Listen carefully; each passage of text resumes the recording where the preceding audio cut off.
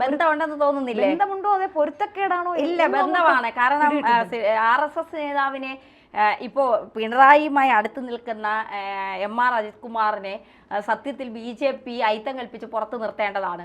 പക്ഷേ ഇവിടെ BJP അവരെ പിന്നെ ചേർത്ത് നിർത്തുന്ന ഒരു രീതിയാണ്. പ്രത്യേകിച്ച് സുരേഷ് ഗോപിയൊക്കെ ഇത്തരത്തിൽ രാഷ്ട്രീയത്തിൽ ഐത്തം കൽപ്പിക്കുന്നവരോട് എനിക്ക് പുച്ഛം മാത്രമാണ്, അങ്ങനെ കൽപ്പിക്കുന്നവർ ക്രിമിനലുകൾ എന്നാണ് സുരേഷ് ഗോപി പറയുന്നത്. അപ്പോൾ RSS നേതാവിനെ MR അജിത് കുമാർ കണ്ടതെന്തിനെന്ന് നമുക്ക് ചോദിക്കാനുള്ള അവകാശമില്ല, അത് പുള്ളിയുടെ വ്യക്തിപരമായ കാര്യം. പക്ഷേ അത് BJP-യുടെ കൂടി അറിവോടെയാണ് എന്ന് സുരേഷ് ഗോപി പറയാതെ പറയുന്നുണ്ട്. ഒരു കാവ്യവൽക്കരണം പിന്നെ പോലീസിനുള്ളിൽ ഉണ്ടോ എന്ന് ചോദിച്ചാൽ അതിന്റെ തലപ്പത്തുള്ളവർക്ക് ഉണ്ട്.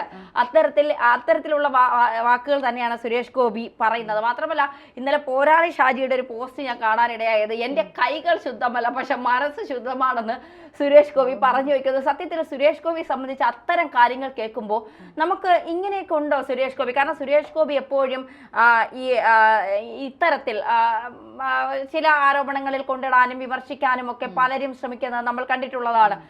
ഈ തൃശ്ശൂരിൽ ജയിക്കുന്നതിന് മുൻപ് തന്നെ സുരേഷ് ഗോപി തൃശ്ശൂർ അടിക്കില്ല എന്നൊക്കെ പറഞ്ഞുകൊണ്ട് രംഗത്തെത്തിയവർ പലരുമുണ്ട്. സുരേഷ് ഗോപിയെ സംബന്ധിച്ചിടത്തോളം ഒരു നിലപാടിൽ ഉറച്ചു നിൽക്കുന്ന ഒരാളാണ്. ഒരു കാര്യം ചെയ്തു കൊടുക്കുമെന്ന് പറഞ്ഞാൽ ഇതുവരെ അദ്ദേഹം ചെയ്യാതിരുന്നു എന്നൊരു വാർത്ത ഇതുവരെ വന്നിട്ടില്ല. അദ്ദേഹം അത് കൃത്യമായി ചെയ്യും. അത് അദ്ദേഹം അധ്വാനിച്ചുണ്ടാക്കുന്ന പണത്തിൽ നിന്ന് തന്നെയാണ്. അഴിമതിയുടെ ഒരു കറ പുരളാത്ത ഒരു മനുഷ്യ സ്നേഹിയാണ് സുരേഷ് ഗോപി എന്ന് പറയാൻ കഴിയും. പിന്നെ സുരേഷ് ഗോപിക്ക് ഒരു രാഷ്ട്രീയമുണ്ട്, അത് BJP-യുമായി ചേർന്ന് നിൽക്കുന്ന രാഷ്ട്രീയമാണ്. അദ്ദേഹം രാഷ്ട്രീയമില്ലാത്ത ആരാണുള്ളത്? ഓരോരുത്തർക്കും അവരവരുടേതായ രാഷ്ട്രീയമുണ്ട്. പരസ്പര ബഹുമാനത്തോടെ, അതിനാണ് പ്രതിപക്ഷ ബഹുമാനം വേണമെന്ന് പറയുന്നത്. ഇവിടെ ഇല്ലാത്ത സാധനം അതാണ്. ഇവിടെയും ഇല്ല, കേന്ദ്രത്തിലും ഇല്ല. കാരണം രാഹുൽ ഗാന്ധി പോകുന്നിടത്തെല്ലാം മോദിയെ പറയുന്നത് മോദിയെ പറയാം, പ്രധാനമന്ത്രിക്കെതിരെ വിമർശിക്കാം, അത് ഇന്ത്യക്കകത്തിരുന്ന് പറയാം. ഇന്ത്യയുടെ പുറത്ത് ചെന്നിരുന്ന ഈ ഇടയ്ക്ക് ആരോ ചോദിക്കുന്നുണ്ട്, രാഹുൽ ഗാന്ധിക്ക് എന്തിന്റെ കഴപ്പാണ് ഈ പുറത്തു പോയിരുന്നിട്ട് ഈ ഇന്ത്യക്കെതിരെ സംസാരിക്കുന്നത്? ഭാരതത്തിനെതിരെ, ഭാരതത്തിൽ ജീവിച്ചുകൊണ്ട്, ഭാരതത്തിന്റെ ചോറുണ്ടുകൊണ്ട്, ഭാരതത്തിനെതിരെ അമേരിക്കയിലും മറ്റു രാജ്യങ്ങളിൽ ചൈനയെ പുകഴ്ത്തുകയും ചെയ്യുന്ന രാഹുൽ ഗാന്ധി ഇന്ത്യയെ നടിച്ചിറക്കേണ്ട സമയം കഴിഞ്ഞു എന്ന് ഞാൻ പറയും. അതിനോട് ഒരെണ്ണം കൂട്ടിച്ചേർത്തോട്ടെ. മോദിയുടെ പല നയങ്ങളോടും നമ്മുടെ കോൺഗ്രസ് നേതാവായ ശശി തരൂർ അനുഭാവപൂർവ്വം അത് നന്നായി എന്ന് പ്രകീർത്തിക്കുന്നുണ്ട്. ആ സമയത്ത് എതിർക്കുന്നുമുണ്ട്, പക്ഷെ പുകഴ്ത്താറുണ്ട് പല തീരുമാനങ്ങളെയും. അപ്പൊ ഈ കോൺഗ്രസ്സുകാർ ഉൾപ്പെടെ തന്നെ ശശി തരൂരിനെതിരെ തിരിഞ്ഞിട്ടുണ്ടായിരുന്നു. അദ്ദേഹം ഇന്ത്യക്കകത്ത് നിന്ന് ഇന്ത്യൻ പ്രധാനമന്ത്രി ഇന്ത്യക്ക് വേണ്ടി ചെയ്ത ചില നല്ല കാര്യങ്ങൾ നല്ലതാണ് എന്ന് പറയുമ്പോൾ ഇവിടെ ഉള്ളവർ അതിനെ വിമർശിക്കുന്നു. എന്നിട്ട് അതേ ആൾക്കാർ തന്നെ പുറം നാട്ടിൽ പോയി ചൈനയെ പുകഴ്ത്തുന്നു, ഇന്ത്യയെ താഴ്ത്തിക്കെട്ടുന്നു. അപ്പോ അത്തരത്തിൽ കാര്യങ്ങൾ നടക്കുമ്പോഴാണ് സുരേഷ് ഗോപി MR അജിത് കുമാറിനെ നെഞ്ചോട് ചേർത്ത് നിർത്തുന്നത്. ഒരു കാര്യം കൂടെ എന്നുള്ളതാണ് ഇപ്പൊ സുരേഷ് ഗോപി പറഞ്ഞതിൽ ഒരു സെന്റൻസ് ഉള്ളത്, നമ്മളെ കുറ്റം പറയുന്ന മറുപക്ഷത്ത് ആർക്കാണ് യോഗ്യതയുള്ള ആരാണ് ഈ മറുപക്ഷത്തുള്ളത്? അപ്പൊ ഈ സുരേഷ് ഗോപി ഈ മറുപക്ഷം എന്ന് ഉദ്ദേശിക്കുന്നത് LDF-നെയാണോ UDF-നെയാണോ? സാധ്യത LDF-നാണ്. കാരണം EP ജയരാജൻ ഉൾപ്പെടെയുള്ളവർ പ്രകാശ് ജാവ്ദേക്കറെ കണ്ടിട്ടുണ്ട്. പിന്നെ ഏതൊക്കെ നേതാക്കന്മാർ BJP-യുമായി കൂടിക്കാഴ്ച നടത്തിയെന്ന് പറയാൻ പറ്റില്ല. ഇപ്പുറത്ത് ശശി തരൂർ BJP-യിലേക്ക് വരുന്നു എന്നുള്ള ചില വാദങ്ങൾ ഉണ്ടായിരുന്നു. ശശി തരൂരിനെ ഇവിടെ വലിയ രീതിയിൽ അസ്വസ്ഥനാക്കുന്നു, അതുകൊണ്ട് BJP-യിലേക്ക് വരുന്നു എന്ന് പറയുന്നുണ്ട്. ഇവിടെ മുഖ്യമന്ത്രി മകളെ രക്ഷിക്കാനാണോ അല്ലെങ്കിൽ ഇനി മറ്റെന്തെങ്കിലും ആവശ്യത്തിനാണോ MR അജിത് കുമാറിനെ വിട്ട് RSS നേതാവിനെ കണ്ടത് എന്നറിയില്ല. RSS നേതാവിനെ കണ്ടതിന്റെ ലക്ഷ്യം എന്തെന്നറിയില്ല. പക്ഷെ ഒരു കാര്യം ഇപ്പോൾ സുരേഷ് ഗോപിയിലൂടെ ഉറപ്പായിരിക്കുന്നു, RSS നേതാവിനെ MR അജിത് കുമാർ കണ്ടത് BJP-യുടെ അറിവോടെ തന്നെയാണ് എന്നുള്ള കാര്യത്തിൽ സംശയം വേണ്ട. ഇവിടെ സുരേഷ് ഗോപി പറയുന്ന ഒരു പ്രധാനപ്പെട്ട കാര്യം, നമ്മൾ സത്യസന്ധരായിരിക്കണം, നമുക്ക് ധർമ്മത്തിന്റെ പിന്തുണയുണ്ടാകണം, ഒരാളുമല്ല ഒരുത്തനും ചോദ്യം ചെയ്യാൻ വരില്ല. ഇതെല്ലാം കയറിയിരുന്ന് പോസ്റ്റ്മോർട്ടം ചെയ്യുന്നവരും വിശകലനം ചെയ്യുന്നവരുമെല്ലാം യോഗ്യരാണോ? രാഷ്ട്രീയ വൈരുദ്ധ്യം ആരാണ് കൽപ്പിക്കുന്നത്? ജനാധിപത്യം എന്നുള്ളത് എല്ലാ രാഷ്ട്രീയക്കാർക്കും ഉള്ളതാണെന്ന് സുരേഷ് ഗോപി പറയുന്നുണ്ട്. അപ്പോൾ എനിക്ക് തോന്നുന്നു ഈ വിശകലനം, അതായത് ഈ വാർത്ത പുറത്തു കൊണ്ടുവന്നത് വി ഡി സതീശനാണല്ലോ.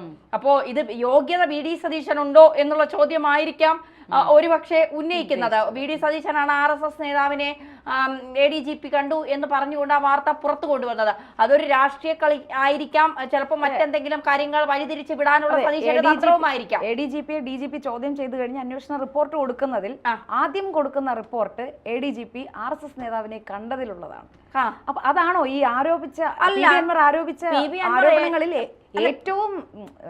ഏറ്റവും നിസാരമായി കാണാവുന്ന ഒന്നാണ് RSS ഈ രാഷ്ട്രീയ രംഗത്തെ പ്രമുഖർ തന്നെ പറഞ്ഞിട്ടുണ്ടായിരുന്നു അതിലെന്താണ് തെറ്റ്, കണ്ടാൽ എന്താണ് തെറ്റ്? ഇന്ത്യയിൽ നിരോധിക്കപ്പെട്ട ഒരു സംഘടനയല്ല, ഇത് പലതവണ പറഞ്ഞു. ഏറ്റവും വലിയ ഓർഗനൈസേഷന്റെ ഒരു തലപ്പത്തിരിക്കുന്ന രണ്ടാമത്തെ ആളിനെ ADGP കണ്ടതിൽ എന്താണ് തെറ്റ്? അതിൽ തെറ്റില്ല എന്ന് പറയുമ്പോഴും അന്വേഷണത്തിൽ റിപ്പോർട്ട് കൊടുക്കുന്നത് RSS നേതാവിനെ കണ്ടതിൽ മറ്റ് ആരോപണങ്ങളൊന്നും സരിത്തിനെ പിടിച്ചോണ്ട് പോയി സ്വപ്നയുടെ ലക്ഷ്യങ്ങൾ എന്താണ് എന്നറിയാൻ പിടിച്ചോണ്ട് പോയതിലോ സരിത്തിന്റെ ഫോൺ പിടിച്ചു വാങ്ങിച്ചു വെച്ചതിലോ അന്വേഷണമില്ല.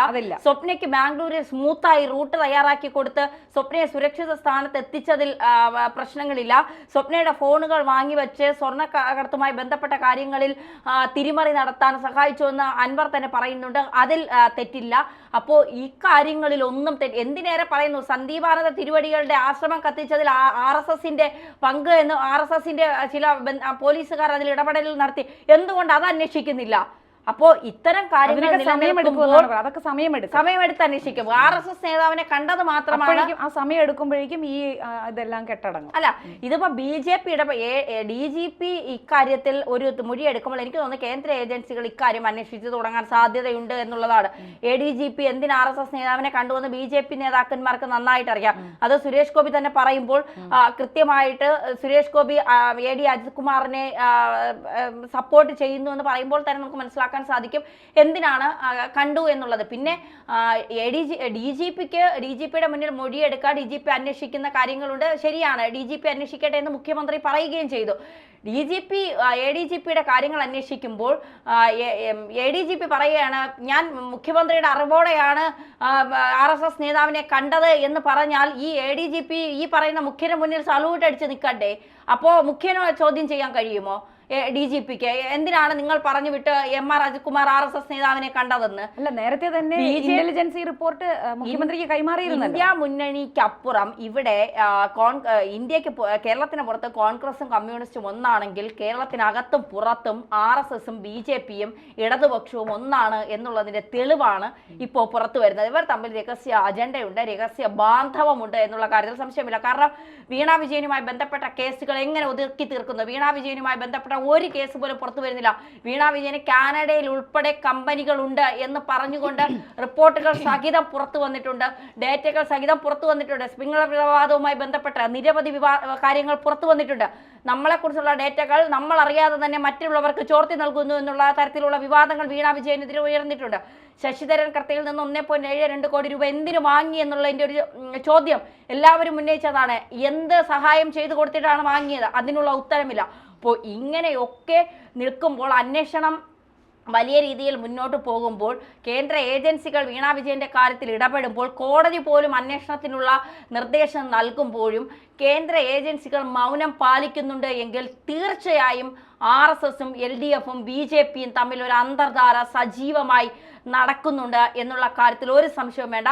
MR അജിത് കുമാർ RSS നേതാവിനെ കണ്ടത് വ്യക്തിപരമാണെങ്കിലും ഔദ്യോഗികപരമാണെങ്കിലും അത് അദ്ദേഹത്തിൻ്റെ മാത്രം കാര്യമാണ്. അത് ചോദ്യം ചെയ്യാൻ നമുക്കാർക്കും അവകാശമില്ല. കാരണം ഇന്ത്യൻ ഭരണഘടനയിൽ ഒരു RSS നേതാവിനെ ഒരു ADGP കാണരുത് എന്ന് എഴുതി വച്ചിട്ടില്ല, നിയമവുമില്ല. മാത്രമല്ല അദ്ദേഹത്തിൻ്റെ ഔദ്യോഗിക വാഹനത്തിൽ അല്ല RSS നേതാവിനെ കാണാൻ പോയത്. അപ്പോൾ തീർച്ചയായിട്ടും ADGP അങ്ങനെ ഒരു തീരുമാനം എടുത്തിട്ടുണ്ടെങ്കിൽ അതിൽ ഇടതുപക്ഷത്തിന്റെ തലമുതിർന്ന ഒരു നേതാവിന്റെ നിർദ്ദേശമുണ്ടാകും. ആ നിർദ്ദേശം എന്തിനു നൽകി, ആരെ രക്ഷിക്കാൻ നൽകി എന്നുള്ളതിന്റെ വ്യക്തമായ കാര്യങ്ങളാണ് പുറത്തു വരേണ്ടത്.